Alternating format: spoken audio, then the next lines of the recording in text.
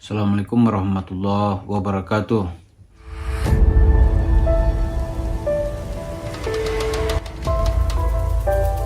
Pemirsa, Islam itu datang untuk menegakkan keadilan. Keadilan buat semua makhluk. Rakyat biasa, penguasa, hakim, dan segala sesuatu yang ada di lingkungannya.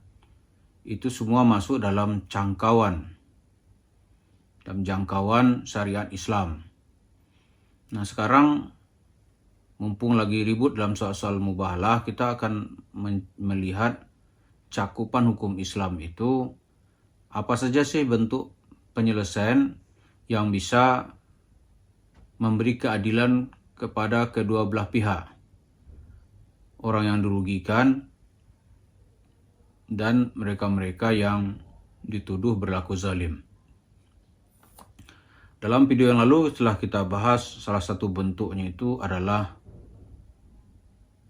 apa yang disebut dengan mubahalah. Nah, selain mubahalah, ada lagi bentuk kedua yang disebut dengan tahkim. Ya, tahkim itu dua belah pihak itu menunjuk seseorang atau tokoh, bisa juga nanti lembaga, untuk menyelesaikan sengketa atau permasalahan yang terjadi di antara mereka. Sebenarnya praktek ini telah ada sebelum kedatangan Islam. Ketika Nabi masih muda, itu suku-suku Quraisy berselisih bagaimana menempatkan kembali Hajarul Aswad yang saat itu mungkin rusak atau terjatuh, suku mana yang paling berhak. Mereka bersepakat siapa yang duluan datang besok pagi ke masjid itu kita anggap sebagai hakim. Ternyata saat itu yang datang duluan itu adalah Nabi Muhammad SAW. Maka Nabi Muhammad disuruh membuat keputusan bagaimana solusi supaya semua pihak bisa merasa lega. Dan keputusan itu dianggap sebagai keputusan yang mengikat. Yang tidak terikat dengan peraturan itu dianggap sebagai seorang zalim atau seorang pendusta. Nah, di zaman Nabi pun ada seperti itu. Ketika Nabi hijrah ke Madinah, ada orang Ansar merasa dirugikan oleh seorang sahabat utama Nabi, yaitu Zubair bin Awam. Zubair ini adalah sahabat dekat Rasulullah, bahkan saudara sepupunya, karena saudara istrinya Khadijah. Dan dia orang Islam yang baik, terkemuka di samping Rasulullah. Orang-orang Ansar pada mulanya takut, dia nih bisa nggak hak kita kembali ini, karena dia tahu Zubair ini adalah orang penting di samping Rasulullah. Tapi mereka memberanikan diri mengungkapkan masalah kepada Rasulullah. Akhirnya Rasulullah melihat masalahnya apa, akhirnya lihat yang benar itulah orang Ansar. Gitu. Maka hak-hak orang Ansar dikembalikan. Legalah hati orang Ansar saat itu, kalau begitu benar-benar Rasulullah ini Sadiqu Wa'dul Amin. Seorang yang memelihara janjinya. Seorang yang terpercaya. Dia orang-orang kecil, ya, orang Ansar yang secara kesukuan itu bukan dari suku Nabi Muhammad. Suku Nabi Muhammad itu suku Quraisy, Muhajirin. Dia datang ke Madinah. Nah, tapi saat itu Rasulullah nggak ada tuh cerita tuh. Orang kuat di hadapan kalau dia salah dia akan lemah. Gitu. Malah ada ucapan Nabi yang paling keras di saat itu tuh adalah yang paling berwibawa dan tegas gitu. Laukanatib Fatimah binti Muhammad syarakat lakata'tu yadaha. Kalau Fatimah binti Muhammad itu yang mencuri, pasti juga akan saya potong tangannya. Itu penegasan yang paling puncak dari seorang hakim. Nah, kemudian di zaman Muawiyah, ini tahkim ini kembali bergema juga. Ketika pertempuran di Medan Siffin, telah meminta korban yang sangat banyak, puluhan ribu. Di pihak Muawiyah mati saat itu ada yang menyebut 25.000. Di pihak Ali 15.000, jadi 40.000. Tapi ada juga sejarawan yang menyebut di pihak Muawiyah 40.000. Di pihak Ali ada 35.000 termasuk para hafiz. Terus penyelesaian seperti apa gitu? Dibentuk tahkim.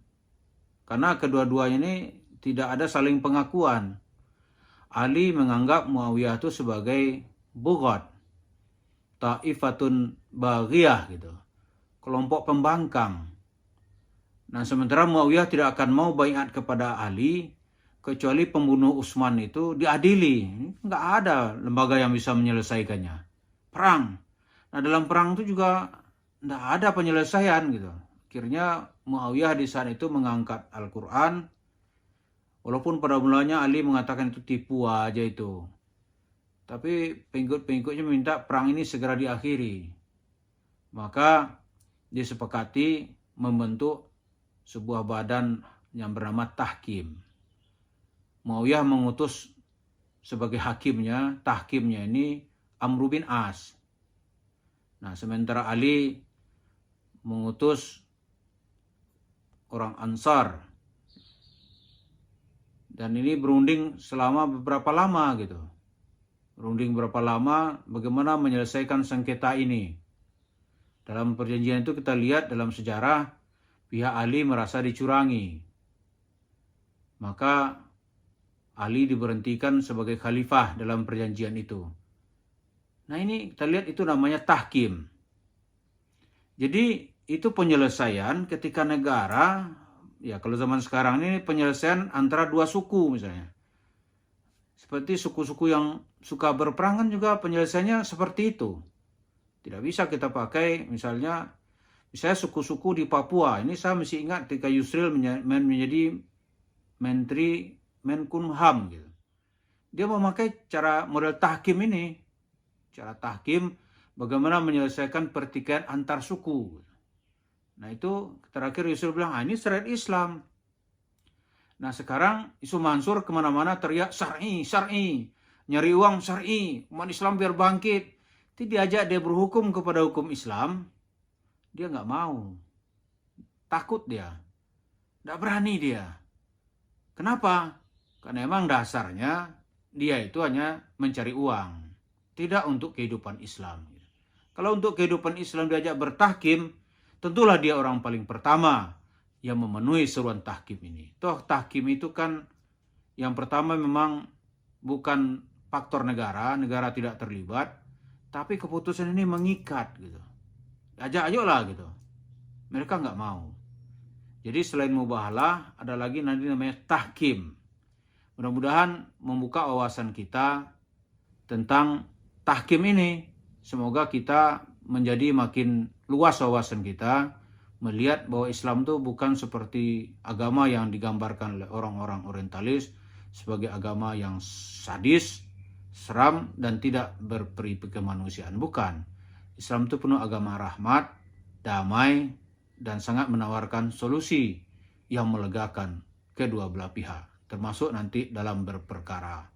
Mudah-mudahan apa yang kita sampaikan ini bermanfaat. Terima kasih. Assalamualaikum warahmatullahi wabarakatuh.